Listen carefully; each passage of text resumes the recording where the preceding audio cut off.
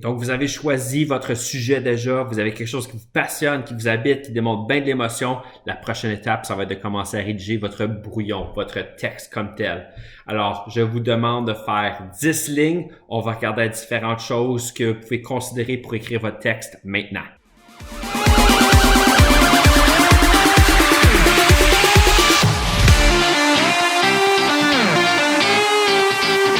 L'écriture d'un slam, ça se fait quand même assez bien, mais ça se fait en plusieurs étapes. Alors, on va considérer les différents éléments à considérer dans l'écriture d'un slam. Alors, comme j'avais dit dans le dernier message, c'est une histoire. Le slam, on veut raconter une histoire. On va avoir de l'émotion, on va avoir un message. C'est 3 différents aspects, mais c'est 3 choses qu'il faut considérer.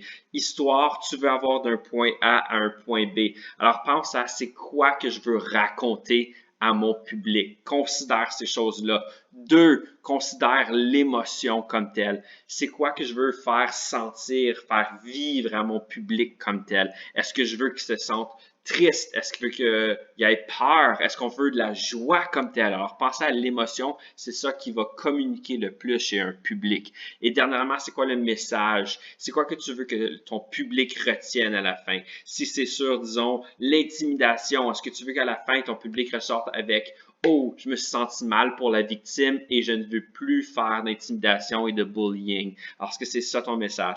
Pense à qu'est-ce que tu veux communiquer à ton public. Alors, histoire, émotion, mais aussi message. Considère ces 3 choses-là. Ensuite, style, ton et voix. Il y a différents styles qui existent comme tels. Pense à, il y en a qui vont être plus au niveau du rap, d'autres qui vont être plus musical, d'autres qui vont être plus raconteur, d'autres qui vont être un petit peu plus comme un genre de discussion qui est entre 2 personnes. C'est tout ensemble, style, ton et voix. Alors, pensez à ça, considérez cet élément-là.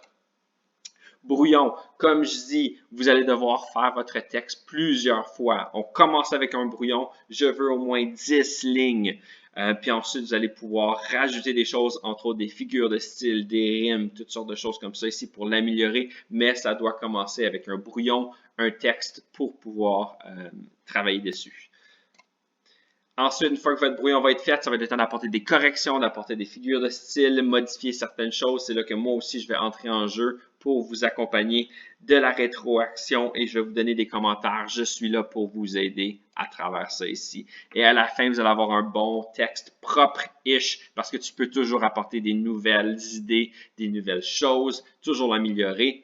Mais une fois que vous avez votre propre, là, ça va être le temps de répéter et pouvoir commencer à le présenter sous forme vidéo. Alors, c'est ça les trucs et astuces pour pouvoir écrire votre slam. Au niveau du format, il y a quelques petites choses à considérer. Alors, je vais vous montrer une vidéo d'un exemple d'un texte comme tel. Alors, voici un exemple d'un texte qui peut être utilisé. Je veux que vous écrivez vos propres textes, mais ça, c'est un exemple juste pour vous donner une petite idée. Alors, si on remarque ici le texte de Julien Beaulieu, qui est un artiste professionnel, à chaque pause, il saute une ligne comme telle.